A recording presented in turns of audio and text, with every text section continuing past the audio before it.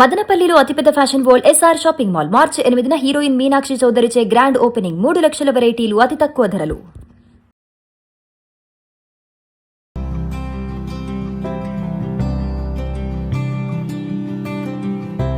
Welcome to mom's kitchen. రకరకాల hair oils వాడతామండి. జుట్టు ఊడిపోతుందనో, డాండ్రఫ్ ఉందనో, లేకపోతే పిల్లలకి బాల్ నెరుపుంది, మనకే జుట్టు తొందరగా నెరిసిపోయింది, చాలా ఇబ్బందిగా ఉంటుంది. అయితే రకరకాల నూనెలు చేసుకుంటాం. మందార నూనె, ఉసిరి నూనె ఇంతకుముందు ఒకసారి చేసి చూపించాం. ఇంకొక మంచి పాతకాలపు నూనె ఒకటి చేసి చూపిస్తానండి. సింపులే, జస్ట్ దాని మీద మనకి ఐడియా ఉండాలంతే. ఇదివరకటి రోజుల్లో ఏం చేసేవాళ్ళమంటే ఆవ నూనె తెచ్చి మనకి ఆవాలకి నూనె దొరుకుతుంది. మనం అసలు వాడం దాన్ని, నార్త్ ఇండియన్స్ బాగా వాడతారు.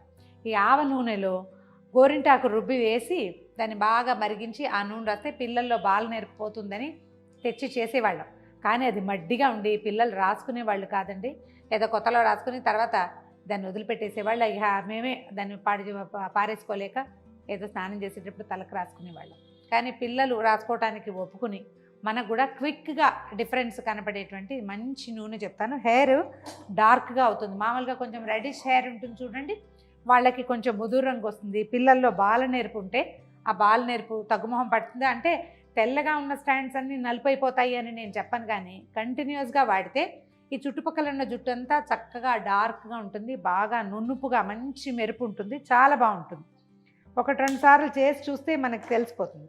స్టవ్ వెలిగించి ఒక ఇనుప బాణలు ఏదైనా పెట్టుకోండి.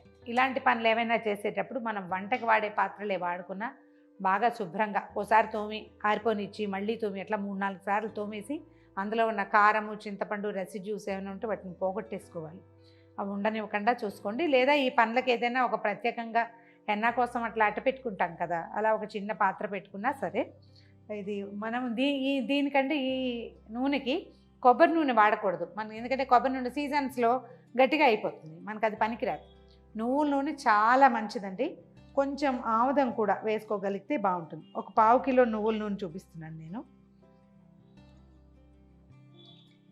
మీరు ఏదైనా బ్రాండ్ వాడే అలవాటు ఉంటే నువ్వుల నూనె అది వాడుకోవచ్చు. తర్వాత ఏ బ్రాండ్ అలవాటు లేదండి అంటే గానుగు నూనె తెచ్చుకోవచ్చు అండి. పర్ఫెక్ట్ మంచి నువ్వుల నూనె. పప్పు నూనె వాడద్దండి. నువ్వుల నూనె, పప్పు నూనె అంటే కొంచెం లైట్గా ఉంటుంది, మనం అన్నంలో పచ్చళ్ళల్లో వేసుకుంటాం కదా, అది కాకుండా జస్ట్ ఒక 2 స్పూన్ల ఆముదం వేద్దాం. ఇందులో కొంచెమే వేస్తున్నా, ఎక్కువ వేయట్లా. ఈ ఆముదం కూడా మనకి దొరికే ఈ తెల్ల ఆముదం ఇలా బాటిల్స్లో, మెడికల్ షాపుల్లో లేదా మన సూపర్ మార్కెట్లలో కనపడేది కాకుండా వంట ఆముదం దొరుకుతుంది. ఈ ఆముదం వండుకోవటం కూడా ఒక పని అండి, చెయ్యొచ్చు. కానీ అంత బృహత్తర కార్యక్రమాలు అవన్నీ చేయలేకపోతాం మనం. కొంచెం తెచ్చుకున్న ఆముదం చాలా యూస్ఫుల్ అండి. ఎన్ని రకాల వైద్యాలు చేయొచ్చు. రోజు రాత్రిపూట ఐబ్రోస్కి రాసుకోవచ్చు, కనుబొమ్మలు ఒత్తుగా పెరుగుతాయి, ఐలాషెస్కి వాడుకోవచ్చు. తర్వాత ఏదైనా కాన్స్టిపేషన్ లాంటివి ఉంటే ప్రతిరోజు రాత్రి పడుకునేటప్పుడు బొడ్డులో ఒక డ్రాప్ ఆముదం వేసుకుని కనుక పడుకుంటే ఒక 20 రోజుల్లో కాన్స్టిపేషన్ ప్రాబ్లం చాలా మటుకు తగ్గుతుందండి. కొంచెం అర్థం చేయాలని చెప్తారు. పిల్లలుంటే వాడుకోవచ్చు. చేతులు అవి బరగ్గా ఉన్నప్పుడు కూడా ఆముదం రాస్తే భలే సాఫ్ట్గా అవుతుంది, బాగా ఉపయోగపడుతుంది. ఈ నూనె వేడెక్కేటప్పుడు మనం ఏం చేద్దామంటే దీంట్లో 2 స్పూన్ల మెంతుల పొడి, మామూలు మెంతులేనండి, మెత్తగా గ్రైండ్ చేసిన పొడి. ఈ పొళ్ళు ఎందుకు వేసినామంటే మనం దీన్ని వడపోయామన్నమాట. పోసేద్దాం ఇందులో. ఒకవేళ ఈ రేషియో పెంచుకోండి. మీరు 1/2 కేజీ చేయదలుచుకుంటే ఒక 4 స్పూన్ల మెంతి పొడి వేసుకోవాలి.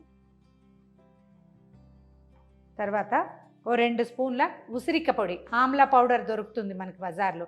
లేదా ఈ సీజన్లో ఉసిరికాయలని తెచ్చుకుని కాస్త ఎండబెట్టి పొడి చేసుకునే బంగారు తల్లులు ఎవరైనా ఉంటే చాలా మంచిదండి, మనమే చేసుకుంటే. లేదా మనకు బజార్లో దొరుకుతుంది కదా, వాడుకోవచ్చు దాన్ని.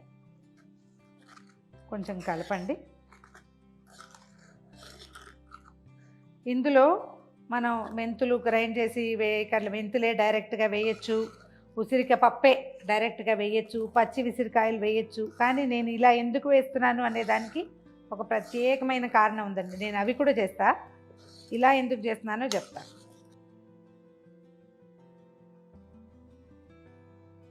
ఇందులోకి మనం 3వ పదార్థం ఏమేస్తామంటే గోరింటాకు పొడి, హెన్నా పౌడర్ మనం వాడుకుంటాం కదా. అయితే ఇది కొంచెం మంచిది, చూసి తీసుకోండి. దీంట్లో ఏమైనా కలర్ రావడానికి ఏజెంట్స్ కలిపినవి కాకుండా ఉంటే మంచిది. నేను మా ఇంట్లో చేసినప్పుడు మాత్రం ఈ వరండాలో తులసి మన ఇదొకటి ఉంది, దాన్ని ఏమంటారు, గోరింట చెట్టు, మా అక్కయ్య వాళ్ళ వరండాలో. అక్కడి నుంచి పట్టుకొచ్చానండి. ఇంత ఆకు తెచ్చి ఎండబెట్టి అది బాగా జల్లిచ్చి బోళ్ళంత వ్యవహారం చేసా కానీ చెయ్యొద్దు, పొంగుతున్నట్టు అనిపిస్తుంది, కంగారు ఏం లేదు కొంచెం, అందుకని పెద్ద పాత్ర పెట్టుకోవాలి. సిమ్లోనే ఉంచండి దీన్ని. ఈ మనం వేసిన పొళ్ళు ఎక్కడైనా బరగ్గా అంటే ముద్దలాగా ఉన్నాయేమో చూసుకొని కలిపేసి.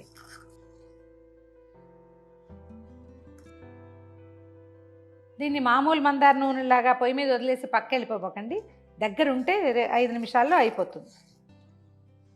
ఇలా పొంగు వచ్చినట్టుగా కనబడుతుంది, ఏమీ కంగారు లేదు, నురుగ్గా కనిపిస్తుంది. ఈ గోరింట అవి వేగడానికి కొంచెం సమయం తీసుకుంటాయి అన్నమాట.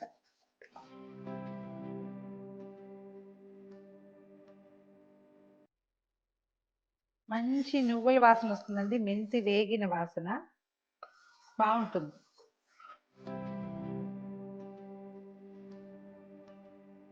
హైలో పెట్టేస్తే మాడు వాసన వస్తుంది, హైలో మాత్రం పెట్టకండి.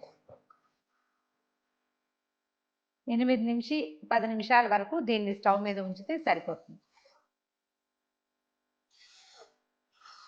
అప్పుడు ఏమవుతుంది, ఇప్పుడు ఇది పొళ్ళు మనం వేసి నూనెలో వేసి నానబెట్టిన ఇన్ఫ్యూజ్డ్ ఒక నెల రోజుల పాటు ఇన్ఫ్యూజ్ చేయాలి. పౌడర్స్ అన్నీ కలిపేసి అందులో దాని నిండా మునిగిపోయేలాగా నూనె పోసేసి మూత పెట్టి ఏదైనా డార్క్ ప్లేస్లో పెడితే 2 నెలల పాటు, కనీసం నెల పైనే వదిలిపెట్టేస్తే అప్పుడు ఏమవుతుందంటే ఈ పొళ్ళలో ఉన్న రసం అంతా నూనెలోకి నిదానంగా దిగుతుంది. మనకంత ఓపిక ఉండద్దు, చేద్దాం అనిపించగానే చేసేయాలి కదా, అందుకని కాచేసుకుంటే తొందరగా అయిపోతుంది. ఇందులో చూడండి, నురుగు ఇందాకటికి ఇప్పటికి తేడా వచ్చేసింది.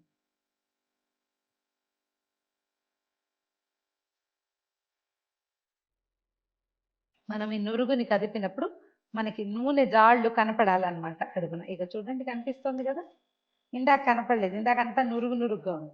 ఇప్పుడు చూడండి నూనె జాలు ఎలా కనపడుతుందో అడుగున. అది 12 నిమిషాలు టైం పెట్టుకోండి, సరిపోతుంది.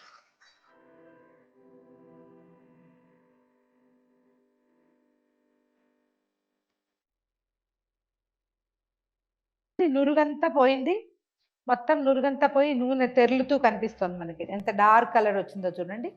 ఈ సమయంలో స్టవ్ ఆపేసేద్దామండి. దీన్ని దించి, ఇంకా మాడిపోతుంది, పక్కన పెట్టేసుకోవాలన్నమాట. నూనె పూర్తిగా చల్లారిపోయిందండి, చూడండి ఎంత బాగా వచ్చిందో. ఈ గసిలాగా ఉంది కదా, దీన్ని ఇంకా వడకట్టం మనం, ఇలా ఉంచుకునే దీన్ని వాడుకోవాలి. అడుక్కి చేరుతుంది.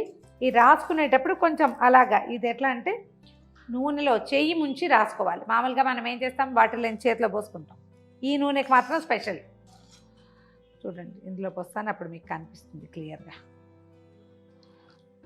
మనం కలిపితే మొత్తం అంతా వచ్చేస్తుంది నూనెలోకి, బాగా సెటిల్ అయితే అలా కనపడుతుంది అనమాట, అడుక్కి వెళ్ళిపోయినట్టు.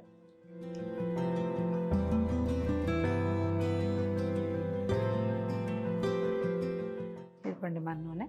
చేతికి చూసారా ఒక చిన్న నలుపు కనిపిస్తుంది, దీంట్లో ఇలా చేయి ఉంచి రాసుకుంటే మనకి ఆ గసి కూడా మన చేతికి వస్తుంది. చేయి చూడండి ఎలా కలర్ వేరేగా కనిపిస్తుంది ఇట్లా.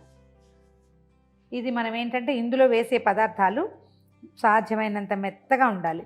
ఒకసారి గ్రైండ్ చేసి తర్వాత ఏం చేయాలి, జల్లించి వస్త్రకాళితం చేసి అట్లా మృదువుగా చేసుకుంటే మెత్తగా ఉండాలి పిండి, అప్పుడు బాగా కలిసిపోతుంది. ఇదేం లేదు, తల లోపలికి వేళ్ళిపోనిచ్చి బాగా మర్దం చేసేసి ఉంచుకోవచ్చు. ఒకవేళ స్కూల్కి వెళ్ళే పిల్లలు అయితే, నేను ఒక పాపను చూశానండి, అనంతగిరి వెళ్ళినప్పుడు కనిపించారు. తల్లో ఒక పాయ అంతా తెల్లటి పాయ ఉంది, ఒక 13-14 ఇయర్స్ పాప, చిన్నపిల్ల పాప. ఏం చేస్తారు, ఏదో హెన్నా పెట్టి మేనేజ్ చేస్తూ ఉంటారు. ఇలాంటివి ఏమైనా ట్రై చేసి రాయగలిగితే కొంత కలర్ మారటానికి అవకాశం ఉంది, ట్రై చేసి చూడండి. ఇది మనం రోజువారీ పిల్లలు స్కూల్కి వెళ్ళే పిల్లలకి రాయొచ్చు. తక్కువ రాయండి, బాగా ఎక్కువ నూనె రాసేయకుండా కొంచెం లైట్గా రాయటం. ఈ శనాదివారాలు శుక్రవారాలు ఎప్పుడో సెలవులు ఉన్నప్పుడు, పండగల్లో సెలవులు ఉన్నప్పుడు తలస్నానం చేయిస్తాం కదా, అప్పుడు బాగా మర్దన చేసి కొంచెం నూనె ఎక్కువ రాసి 2-3 గంటలు నాననిచ్చి తలస్నానం చేయించండి. కొద్ది రోజుల్లోనే, ఒక 3-4 నెలల్లోనే కలర్ చాలా డార్క్గా అయ్యి కనపడుతుందండి. ఇది కొత్త వంటకం కాదండి, సంవత్సరాల తరబడి మా ఇళ్లలో వాడుతున్న రెసిపీయే. ప్రయత్నం చేసి చూడండి, దీని రిజల్ట్ కూడా నాకు పక్కాగా తెలుసు.